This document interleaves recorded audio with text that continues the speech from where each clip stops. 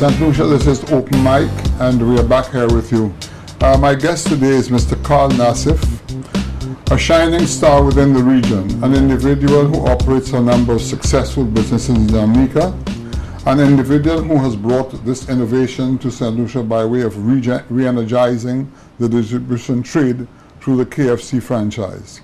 The technology, drive, and discipline exercise has inspired many individuals, including myself, to have faith in his general outlook. Based on his present determination to bring the use of solar energy to the forefront, is important enough to have Carl share his views on Open Mic today. Carl will not only be discussing his views on the subject, but more importantly, his own successes in the field of solar energy, and hopefully many St. Lucians will understand how important it is to revisit and concentrate on the importance of solar energy to all of us. At this point in time, I now ask Carl to take the floor, but I will just highlight first, there are several areas which I want to address, but first of all, the advantage of solar power versus wind, thermal power, and waste disposal. Two, the Western world has provided affordable financing through the Exim Bank. And three, many companies in the US and Europe are already producing affordable levels of equipment to make solar power the primary way forward. There are at least another 4 or 5 questions that have to come up, but we'll deal with them on a numerical basis. And at this point, I will ask Carl to elaborate a bit on the advantages of solar power versus the others. Carl. Thank you, Mr. Chesney, and always good to be into St. Lucia. First, I would say that before we talk a bit about solar, let's get into conservation, because the more you conserve, the less solar panels you have to have. So something like LED technology, where you get your biggest bang for your buck. When LED chips are made, the top manufacturers get the top chip, and the bottom manufacturers get the worst of chips, and those really are not too efficient. So I don't want to go into LED too much, because our company also does an array of products, but you have to watch what LED you get and the quality of LED. As we continue down, you have to look at your air conditions, what CR rating and what level your air condition is, whether it's a standard or inverter, and there's many things about air condition that can save you. And even to the way we build today, where we should be building out of foam and building our buildings where energy is, you use much less energy, so energy doesn't escape through the glass and so on and so forth. So you can conserve. So we should also look at conservation as one of a big point in all the aspects. And then comes the sexy term solar, because everybody wants solar. And so we're seeing how we can substitute solar for fossil fuels. And we are blessed with a lot of sunshine. Actually, our solar radiation is at about 5.5 to 6 in this part of the world, and only Sub-Sahara Africa is better than us. So in all, we have an abundance of it, and but I must say, hydro is also one that is quite inexpensive, but we're not really geared up for hydro, but we are geared for the solars. And while I was in Jamaica doing the conference with the IMF, they have realized that unlocking true growth in the Caribbean, and especially St. Lucia, it's all about solar. Now, with the solar drop in prices every day, it's soon coming more and more to grid parity.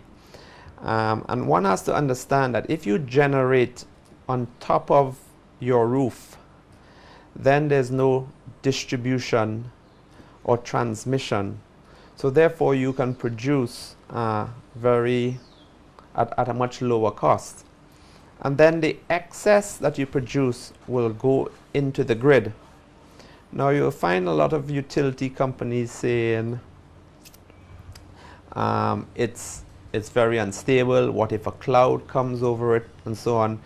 And they call that an intermittent intermittent renewable. Well, this is why you have storage, and storage within a year and a half will reach grid parity, and storage is going to change the world. The battery storage will change the world. It will change the technology, and it will change the way utility companies operate.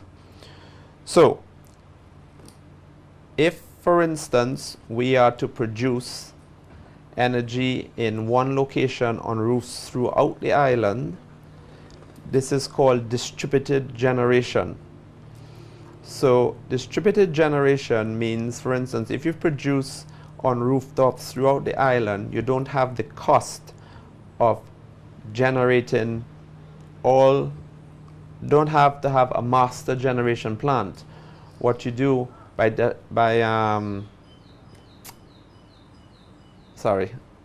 generating on top of every roof, everybody gets a chance to generate.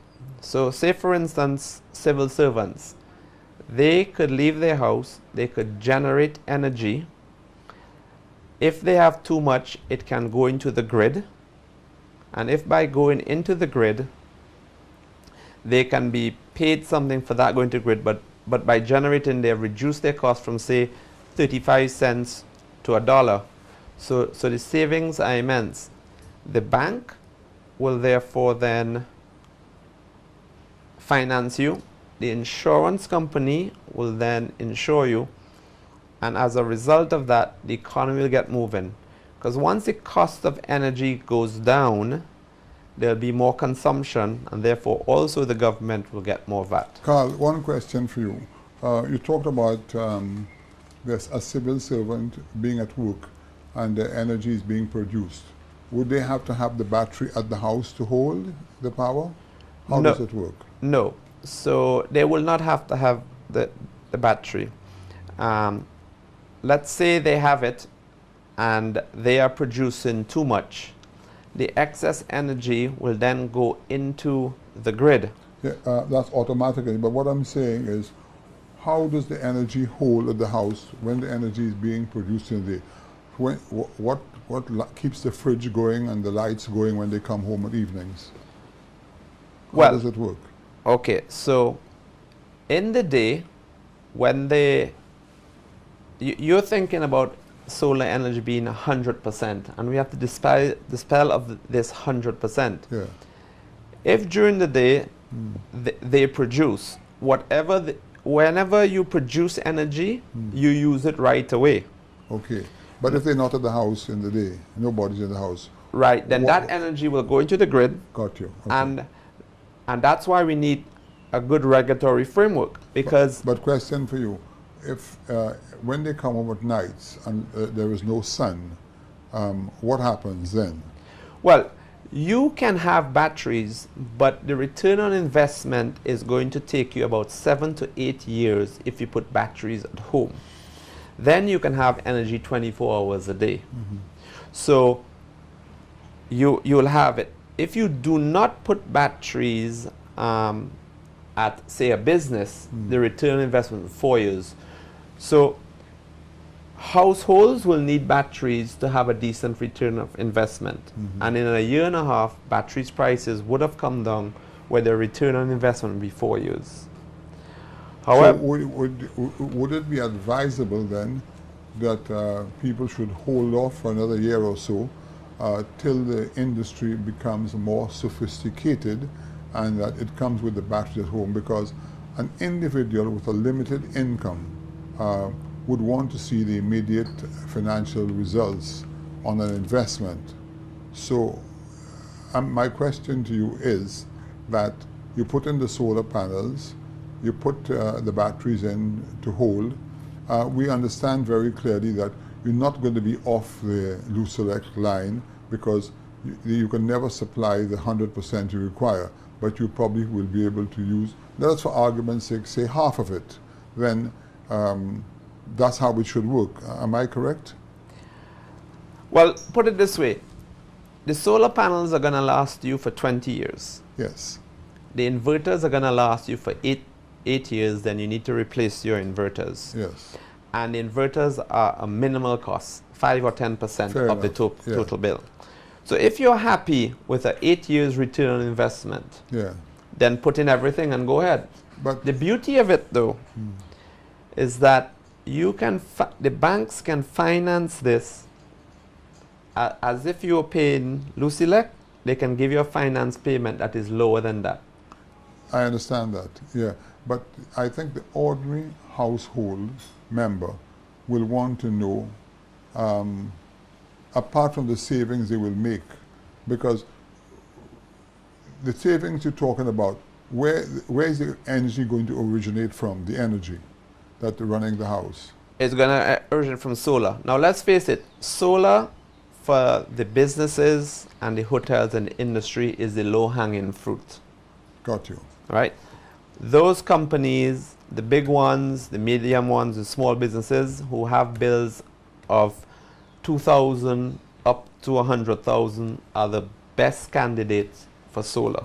Well, let us concentrate on those for now, because right now our main industry in St. Lucia is the hotel industry, and many of us are suffering tremendously because of the high electricity bills.